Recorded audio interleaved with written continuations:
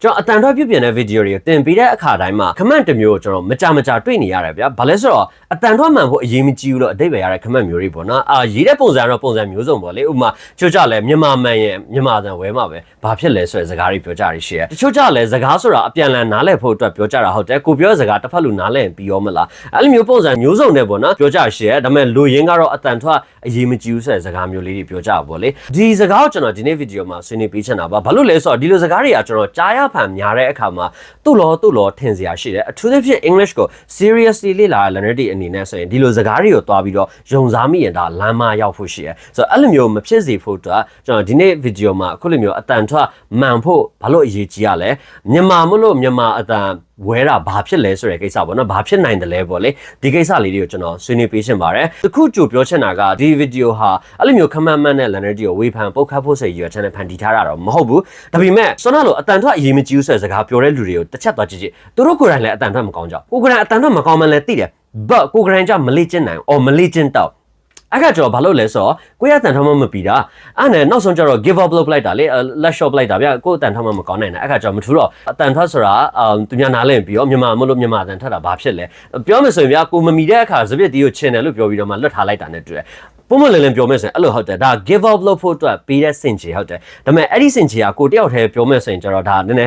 းအားမပါဘူးနော်သိရမလားအဲ့တော့ channel တွေပါလိုက်ပြီးတော့ convince လုပ်ချင်အဖြစ်ကိုအဲ့စင်ချိန်မှာပို့ပြီးတော့ပေးမိတဲ့သဘောပေါ့နော်ပြန်ပြောမယ်ဒီစကားဟာပြန်ဝေဖန်ပုတ်ခတ်ခြင်းမဟုတ်ပါဘူးအဲ့ဒီရ channel ကျွန်တော်ဗီဒီယိုလောက်တော့မဟုတ်ဒါပေမဲ့ English တွေလာ learner တွေအနေနဲ့ဒီစကားပြောကြတဲ့နောက်ခွဲ reason ကိုအခုလိုမျိုးရှင်းလေးသိမယ်ဆိုရင်ပို့ပြီးတော့မှနားလဲရလွယ်မယ်လို့ထင်လို့ကျွန်တော်ဒီစကားလေးပြောလိုက်တာဖြစ်ပါတယ်အတန်ထွက်ကဘာလို့အရေးကြီးတာလဲမြန်မာမှန်ရင်မြန်မာအတန်ဝဲလို့ရလားမရဘူးလားဒီကိစ္စလေးတွေတော့ကျွန်တော်ဆက်ပြီးတော့ဆွေးနွေးပြတော့ပါဦးမယ်ကျွန်တော်ပြောတဲ့စကားတွေကျွန်တော်ရဲ့ဆွေးနွေးချက်တွေကို learner တို့သဘောတူတယ်ဆိုရင်လည်း comment ထဲမှာသဘောတူကြောင်းရေးထားပေးပါသဘောမတူဘူးဆိုရင်လည်းဆွေးနွေးချက်အပြီးမှာပေါ့နော်တရားလေးတော့နားထောင်ပြီးပေါ့လေဆိုဆွေးနွေးချက်အပြီးမှာသဘောမတူဘူးဆိုရင်လည်းသဘောမတူတဲ့အချက်လေးတွေသဘောမတူတဲ့အကြောင်းအရာလေးတွေကိုကျွန်တော် comment ထဲမှာရေးထားပေးလို့ရပါတယ်ဆဲတော့မဆဲကြည့်ပြ please don't do that သဘောကျခဲ့တဲ့အကျိုးရှိခဲ့ဆိုရင်လည်း yes or shame or တခုခု comment လုပ်ထားပြီးပေါ့နော် but ဆွေးနွေးချက်ကိုဆက်ပြီးတော့နားထောင်ရအောင်လေ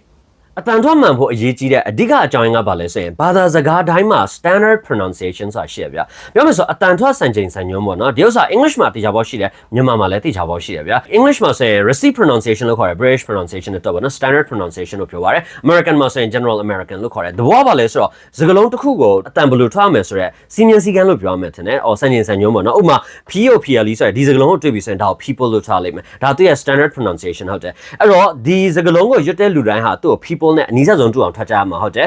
ဘယ်လောက်ထိပြီးအောင်ထွက်နိုင်တယ်လဲဆိုတာတော့ဒါလူတယောက်ချင်းစီရဲ့စူးစမ်းအထောက်အပံ့ပေါ်တော့မူတည်မယ်ထင်တယ်အဲ့လိုမျိုးပဲ colleague ဒီစကားလုံးကိုတွေ့ပြီးဆိုရင် colleague လို့ထွက်မယ်ဒါ American လို့ဆိုရင် colleague ဒါ standard pronunciation ဟုတ်တယ် British လို့ဆိုရင် colleague ဒါ standard pronunciation ဟုတ်တယ်ဆိုတော့ကျန်တဲ့လူတွေဒီစကားပြောတဲ့အခါလဲ British accent နဲ့ပြောပြီးဆိုရင်လဲ colleague နဲ့အနီးစပ်ဆုံးတူအောင်ရွတ်ကြဖို့လိုတယ်American accent နဲ့ပြောမယ်ဆိုရင်လဲ colleague နဲ့အနီးစပ်ဆုံးတူအောင်လိုက်ပြီးတော့ရွတ်တတ်ဖို့လိုမယ်ဒါပေမဲ့အဲ့လိုမျိုးမှမဟုတ်ဘဲနဲ့ကလိတွေပါဖြစ်သွားပြီဆိုရင်တော့ဒါအတန်ထဝဲတာမဟုတ်လွဲတာဖြစ်သွားပြီ standard pronunciation နဲ့ဘာမှမဆိုင်တော့အဲ့လိုမျိုးဖြစ်လို့မရအောင်ဆက်ဖြစ်မှာနော်ကျွန်တော်ဘာသာစကားမှာ standard pronunciation ဆိုတာရှိရမြန်မာမှာလည်းရှိရဥပမာမြန်မာမှာဆိုရင်ပြထမင်းဆိုပါစို့ဒါဆိုဒီစကားလုံးကိုဘယ်သူမှမဆိုအတန်ထွက်တဲ့အခါမှာထမင်းလို့ထားလိုက်မယ်ထမင်းလို့အတိအကျမထွက်နိုင်ဘူးဆိုရင်တော့ဒါနဲ့အနီးဆက်ဆုံးတူအောင်တော့ထွက်ကိုထားအောင်ဒါမှကျန်တဲ့လူတွေကနားလဲမှာဟုတ်တယ်မြန်မာစကားပြောတဲ့အခါမှာတကယ်လို့ဒီစကားလုံးကြီးကိုထာမိန်လို့တော့ထောက်လိုက်မယ်ဆိုပါစို့ကဲဘယ်သူနားလဲတော့မှအဲ့စကားကြီးရောဒါပေမဲ့အချိန်ကျရင်လူတယောက်ကိုယ့်ရဲ့အတန်ထွက်ကိုမားနေလို့ထောက်ပြရဆိုပါစို့အဲ့ဒါကိုထမင်းလို့ထွက်တယ်ထာမိန်လို့ထာမိန်လို့မထွက်ဘူးလို့ထောက်ပြပြီးရဆိုပါစို့အဲ့ခါကျရင်ကိုကလာပြီးတော့ဟာငါဘယ်ဒေတာလူမလို့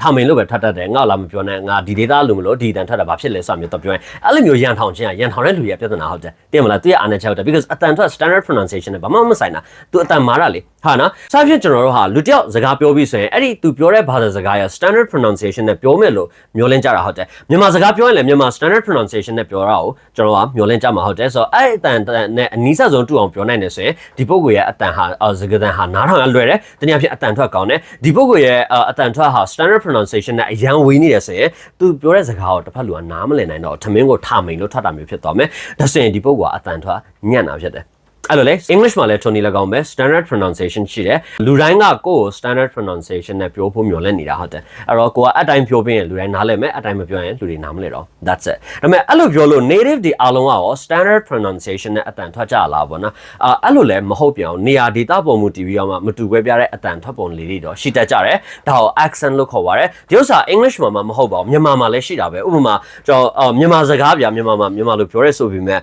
နေရာဒေတာအားလုံးမှာတဒံနဲ့ပြောရမှာမ ဟုတ်တာတနေရာနဲ့တနေရာမှာအတန်ထွက်မတူတာလေးတွေရှိရလေနော်ဥပမာကျွန်တော်ဆိုရင်ဗျာဒနုရွာမှာမွေးလာတာဟုတ်တယ်ဒနုရွာမှာပဲကြီးလာအသက်73အထိဒနုစကားပဲပြောလာမွန်ကျဲတီကိုစာတိစိမ့်နဲ့ထွန်းစားရန့်စာစဖြိုတယ်အဲ့လိုလာတာဒီလိုစကားပြောချင်းဟာလည်းဒါပြောမယ်ဆို accent တစ်ခုပေါ့နော် so native ဒီမှာလည်း Tony ၎င်းပေါ့လေမှာ British ဒီမှာဆိုရင် like Newcastle က accent တွေရှိမယ် Scottish accent တွေရှိမယ် so London ကမတူကွဲပြားတဲ့ accent လေးတွေရှိမယ် America မှာလည်း Tony ၎င်းပဲ Texas accent တွေရှိမယ် Midwest accent တွေရှိမယ် African American accent တွေရှိသေးတယ်သူတို့ဟာဆိုရင်တော်တော်မှနားထောင်အခက်သေးတယ်ညာ so စသဖြင့်နေရာဒေသအလိုက် accent မတူတာလေးတွေတော့တေချာပေါက်ရှိပါတယ်ဒါပေမဲ့ဒီလို accent တွေကအဲ့ဒီနေရာဒေသမှာပဲပါဝင်တယ်တခြားနေရာကိုရောက်သွားတဲ့အခါအဲ့ဒီ accent နဲ့ပြောလို့မရအောင်မြန်မာလိုလည်းတစ်ချက်စဉ်းစားကြည့်မယ်ဆိုရင်ဆောနာလိုမွန်ကျဲတီကိုစာတိစိမ့်နေထွန်းစားရန့်စာစဖြူရဲဆိုတာမျိုးကကျွန်တော်ရွာမှာတော့ပြောလို့ရမယ် because ဒါဒနုရွာဟုတ်တယ်ဒနု accent နဲ့ပြောလူတိုင်းနားလဲတယ်ဒါပေမဲ့အဲ့ဒီလေတိုင်းနဲ့ကိုကတောင်ကြီးတွေမန်လေးတွေရန်ကုန်နေပြီးတော့သွားတဲ့အချိန်မှာအဲ့လေတိုင်းနဲ့တော့ပြောကြည့်ပါလားတစ်ဖက်လူကဟဲ့ကိုပြောစကားကိုနားမလဲနေဘာတွေပြောနေတာအတန်ထားမပြီးဘူးဘာညာပြောရဲဆိုပါဆိုဒါဆိုရင်ဟဲ့ငါကဘယ်ရွာကမလို့ဘယ်ဒေသမလို့ငါဒီတန်နဲ့ပြောရဲဟဲ့ဆိုတာမျိုးတော့ပြောမယ်ဆိုရင်ဒါကိုအဖြစ်ဖြစ်သွားမယ်အဆင်ပြေရအဲ့ဒီအရက်ဒေတာမှာအဲ့ဒီအရက်ဒေတာကအတန်တိုင်းပြောတာပြဿနာမဟုတ်ပေမဲ့တခြားအရက်ဒေတာမှာတော့ပြောတဲ့အခါတခြားအရက်ဒေတာလူတွေနဲ့စကားပြောတဲ့အခါကျရင်ဒါလူတိုင်းနားလဲတဲ့ standard pronunciation နဲ့ပဲပြောမှရပါတယ်ဒါကြောင့်လဲ English က accent တွေအမျိုးမျိုးရှိတယ်ဆိုပေမဲ့တနိုင်ငံလုံးကိုဒီရုပ်တံထုတ်လွှင့်မှုတွေလုပ်တဲ့အခါတွေမှာဆိုရင်ဗျာ like ပြောချင်တာတည်င်းကြညာတာတော့တင်မလားတခါလေ formal meeting corporate meeting ဒီမှာ public speaking လုပ်တဲ့အခါတွေမှာဒီလိုအချိန်ဒီမှာဆိုရင်ကျွန်တော်တို့ standard pronunciation နဲ့ပဲပြောတာတွေကြားမှာဖြစ်ပါတယ်ပေါ်လွင်တဲ့ဥပမာတစ်ခုပြရမယ်ဆိုရင် Barack Obama ဒီပုဂ္ဂိုလ်သမ္မတစဖြစ်တော့မိတ်ခွန်းနဲ့သမ္မတဒီနောက်ဆုံးအချိန်ကာလအတွင်းမှာပြောခဲ့တဲ့မိတ်ခွန်းတစ်ခုတွေတစ်ချက်နိုင်ရှင်းချင်သူသမ္မတစဖြစ်တော့ဆိုရင်သူ့ရဲ့ African American accent ကတော်တော်ပြင်းပြင်းထန်ထန်ရှိရပြောမယ်ဒါပေမဲ့ဒီပုဂ္ဂိုလ်သမ္မတဖြစ်နေစဉ်ကာလတစ်လျှောက်မှာတည်တဲ့အတိုင်းပဲဗျာတနိုင်ငံလုံးကလူတွေစကားပြောရရှိမယ်နိုင်ငံတကာလူတွေစကားပြောရရှိမယ်အဲ့တော့သူကသူ့ရဲ့ accent ကြီးနဲ့ပြောရင်သူပြောစကားသူတခြားလူတွေနားမလဲတော့တာအခါကျတော့သူ့ရဲ့အတန်ကို standard pronunciation ဖတ်ပြောင်းသွားလိုက်တာဗျာတော်တော်တိတာတဲ့အဲ့ထိတ်ဆုံးပြောတဲ့မိတ်ခွန်းတွေနဲ့နောက်ဆုံးပိုင်းကြီးမှာပြောတဲ့မိတ်ခွန်းတွေခုကြားမှာဆိုရင်လေအတန်ထွက်က standard ဖတ်ကိုရောက်သွားတာပြောချင်တာက native ဒီမှာ accent မတူတာတွေရှိတယ်ဆိုပေမဲ့တခြားလူတွေနဲ့ပြောတဲ့အခါကျရင်တခြားဒေသတွေမှာပြောတဲ့အခါကျရင်တော့သူတို့လည်း standard pronunciation နဲ့ပဲပြောကြရတာဟုတ်တယ် native တွေအပြင် international English learner တွေရှိသေးတယ်တခြားနိုင်ငံက English ရှိတာလူတွေပေါ့နော်သူတို့ကရောဘယ်လို accent တွေကိုလေ့လာကြတော့မလဲဒါလည်းရှိသေးတယ်သိကြတာကသူတို့တွေက listening practice လုပ်တာတော့ဘာလို့ဆိုရင်လဲ standard pronunciation ကိုပဲကြားကြရမှာပဲ because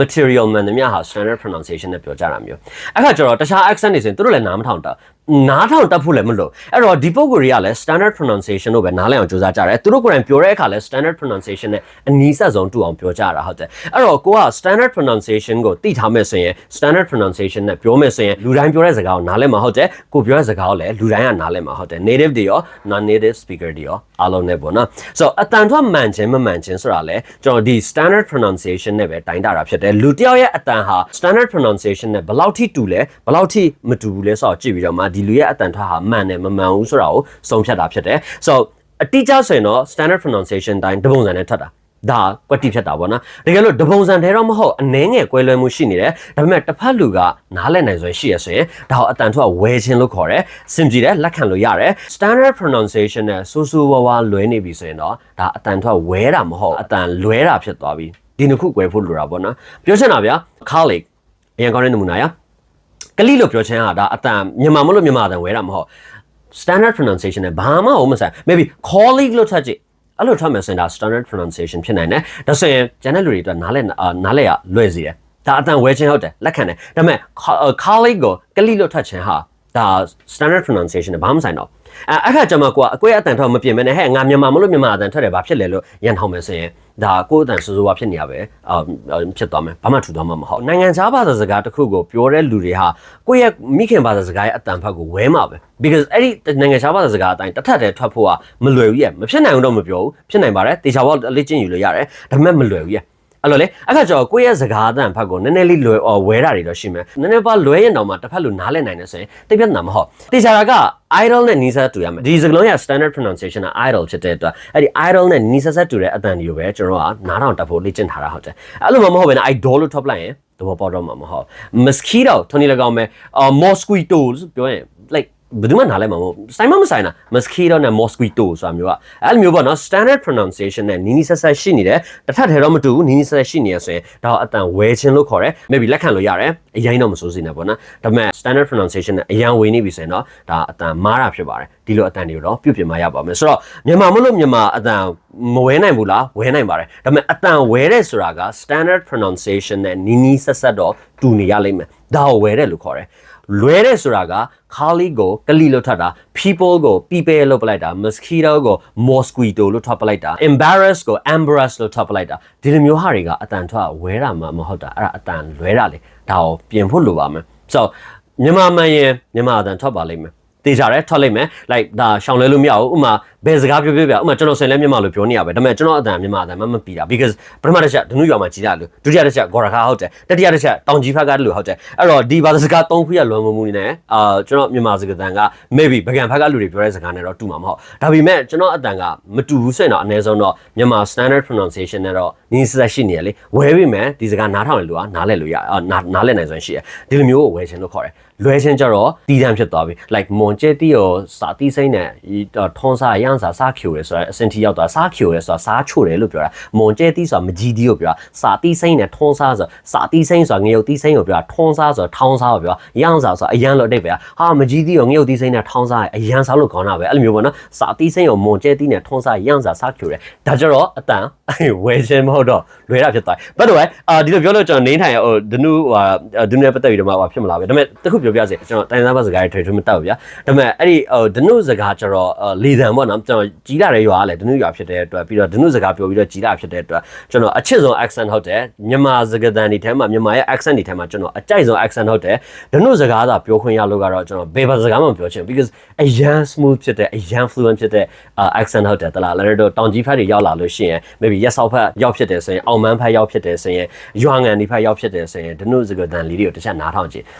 ပြောဖို့ကြိုးစားကြည့်တခါတည်းနဲ့ချက်သွားမယ်အရန်မိုက်တဲ့ accent လေးပေါ့နော်တစ်ချက်စကားကိုချုပ်ပါမယ်ကျွန်တော်အတန်ထွက်အမှန်တီးဖို့အရေးကြီးတယ် standard pronunciation ကိုတီးဖို့လိုတယ်တစ်ဆက်တည်းမှာကိုပြောတဲ့အခါလဲ standard pronunciation နဲ့တိုင်းထွက်ဖို့လိုတယ်ဒါနဲ့နီးနီးဆက်ဆက်ဘယ်လောက်ထိနီးစပ်စွာထွက်နိုင်မလဲဆိုတာကကိုယ့်ရဲ့အတန်ထွက်ကိုဆုံးဖြတ်တာဖြစ်ပါတယ်အဲ့တော့ standard pronunciation နဲ့ဘာမှမဆိုင်ဘဲနဲ့အတန်ထွက်ချင်လို့ထွက်ပြီးတော့မြန်မာမလို့မြန်မာအတန်ထွက်တယ်ဆိုပြီးတော့မှဆင်ခြေပေးခြင်းဟာမင်းထိုင်ရင်ဆွဲထဲတာတလားတနိုင်ငံလုံးလေတလားမမိုက်ပါမလုပ်ပါနဲ့အဲ့လိုမျိုးတွေကိုယ့်အတန်ကိုအတန်ထွက်ကိုမှန်အောင်လေ့ကျင့်ပါစင်ပြီပါနော်ဆိုတော့ဒါတော့ဒီအတန်ထွက်နဲ့ပတ်သက်ပြီးတော့အတန်ထွက်မှန်ဖို့အရေးပါပုံလေးရကျွန်တော်ရဲ့ဆွေးနွေးချက်ပေါ့နော်လည်းတော့ဒီဆွေးနွေးချက်ကိုဘယ်လိုသဘောရလဲသဘောတူလား maybe လက်မခံတဲ့အချက်လေးတွေရှိလား